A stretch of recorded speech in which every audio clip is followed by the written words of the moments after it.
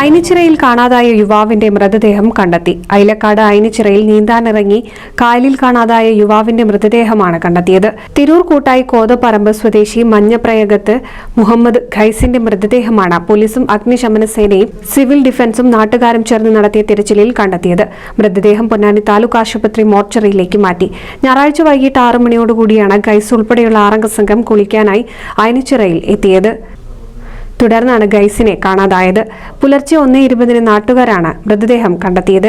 രാത്രി 12:45 സ്കൂബ സംഘം തിരച്ചിൽ നടത്തിയിരുന്നു. ഇവർ കുളിക്കാനിറങ്ങിയ ഭാഗത്തു നിന്നുമാണ് മൃതദേഹം കണ്ടെടുത്തത്. NCV news, Edappal.